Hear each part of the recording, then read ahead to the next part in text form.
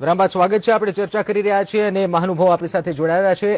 જે વાત ચાલી રહી હતી પાટીદાર આંદોલનના ઇફેક્ટની વાત ચાલી રહી હતી। જી જપનભાઈ, જે રીતે વરુણભાઈએ જવાબ આપ્યો અને જે રીતે ફેક્ટરની વાત કરી રહ્યા હતા કે કદાચ જો પાટીદાર આંદોલનનું જે ફેક્ટર ચાલવાનું હોત તો એ સુરતમાં સૌથી વધુ ચાલ્યું હોત, પરંતુ સુરતમાં કંઈક રિઝલ્ટ વિપરીત દેખાયું। શું કારણ માની શકાય? એટલે પાટીદાર આંદોલનની અસર ક્યાં ક્યાં થઈ છે કે જ્યાં પોલીસ કેસીસ મોટા પ્રમાણમાં થયા છે પાટીદારો સામે, એટલે એનો સૌથી વધારે ડિસ્ટ્રેસ છે। એટલે તમે જુઓ પાટણ, મહેસાણા, સાબરકાંઠા, આ બધે જે બીજેપીનું આખું ક્ષેત્ર કહેવાય એમાં કોંગ્રેસે જબરજસ્ત આ વખતે પગપેસારો કર્યો જિલ્લા પંચાયતમાં, અને ત્યાં લોકલી પણ આ રિઝલ્ટ દેખાઈ રહ્યા છે। એટલે જ્યાં જ્યાં કેસીસ થયા ત્યાં હવે કેસીસ કરવા જોઈએ કે નહીં પાટીદારો સામે, કારણ કે આટલું મોટું રિસ્ક હતું, કારણ કે પાટીદાર એ કોર સપોર્ટિંગ સેક્શન છે બીજેપીનું, અને એની સામે તમારે એમને પહેલા તો અનામત ના આપવી। તમે જો મહારાષ્ટ્રમાં મરાઠાઓને અનામત આપી દીધી ને બધા પક્ષો એમાં સંમત થઈ ગયા, કોર વોટ બેંક હતી।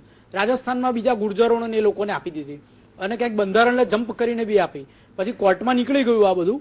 પણ ગુજરાતમાં ભારતીય જનતા પક્ષે પહેલા દિવસથી જ એક સ્ટેન્ડ લીધું કે ભાઈ અમારા માટે સારું હોય નહીં, પણ જે સાચું હોય બંધારણીય દ્રષ્ટિએ એ કરીએ, એવું એમને જે લાગતું હતું। એની સામે પાટીદારોને પાછું એમની જુદી દલીલ હોય, પણ એમણે એ સ્ટેન્ડ લીધું, ને ત્યારે જ જયારે એ સ્ટેન્ડ લીધું ત્યારે જ ખબર હશે ભારતીય જનતા પક્ષને કે આમાં રાજકીય નુકસાન થશે। એટલે થોડા નુકસાનની તો એમને ગણતરી હશે જ, અને થોડું નુકસાન એમને એવા વિસ્તારોમાં થયું છે પર્ટિક્યુલરલી કે જ્યાં પોલીસ કેસીસ થયા છે। પોલીસ કેસીસ ના કરે તો પણ શું થાય, કારણ કે 16 નવેમ્બરના ટાઈમ્સ ઓફ ઇન્ડિયાના આંકડા છે, 287 પોલીસ વાહનો ટાર્ગેટ થયા, 1008 પ્રાઇવેટ બસોને નુકસાન થયું, 291 એસટી બસો બળી, 6 પોલીસ સ્ટેશન ડિસ્ટ્રોય થઈ ગયા, 38 પોલીસ ચોકી પર હુમલા થયા, તોડફોડ થઈ, 380 કેસ રજીસ્ટર્ડ થયા। એટલે આ જે બધું થયું ત્યાર પછી પણ કદાચ ભારતીય જનતા પક્ષ કોઈ પોલીસ અધિકારીઓ સામે પગલા લઈને પણ પાટીદારોને મનાઈ શકી હોત, એક ફેસ સેવિંગ એક્સરસાઇઝ, પણ એ પણ ના થયું।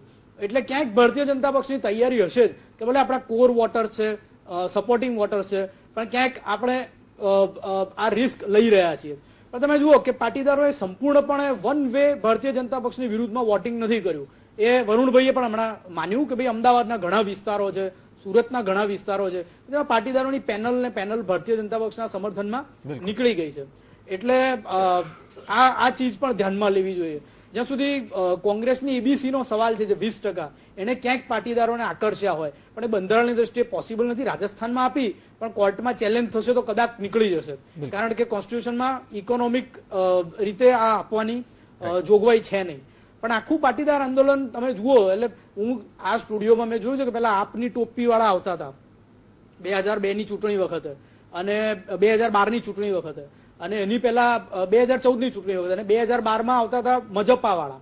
મજપાને 4% વોટ મળ્યા પાટીદાર પ્લાન્કના આધારે, આપ વાળા નીકળી ગયા સ્ટુડિયોમાંથી। આઈ હોપ સો કે ભાઈ ગુજરાતના હિતને નુકસાન થતું હોય એવું કોઈ જ્ઞાતિના હિતને લગતું આંદોલન હોય તો એવું ના થાય, અને નેક્સ્ટ ઇલેક્શનમાં આપણે જ્ઞાતિગત વિષયોને લઈને આવનારાઓને આ સ્ટુડિયોમાં ના જોઈએ। હા, ગુજરાતના હિતની વાત લઈને આવે અથવા જ્ઞાતિના હિતની વાત પણ ત્યારે લઈને આવે કે જેમાં ગુજરાતનું હિત સંમિલિત હોય, એ બંને ક્લેશ ના થતા હોય। બિલકુલ, આપ તમામ મહાનુભાવો અમારી સાથે જોડાયા, ચર્ચા કરી બદલ આપનો ખૂબ ખૂબ આભાર। તો દર્શક મિત્રો, પરિણામ આવી ચૂક્યું છે, ક્યાંક ભાજપને ફાયદો થયો છે, આમ તો કહી શકાય ભાજપને નુકસાન થયું છે, કારણ કે જે રીતે ગત ટર્મમાં રિઝલ્ટ હતું તેનાથી આશા કરતા થોડું વિપરીત પરિણામ આવ્યું છે, પરંતુ કોંગ્રેસ માટે એક જશ્નનો માહોલ ચોક્કસથી થયો છે। 20 વર્ષ બાદ હવે ભાજપની સાથે કોંગ્રેસ પણ ફટાકડા ફોડી લેશે। વિશેષ રજૂઆત માત્ર બસ આટલું છે। નમસ્કાર।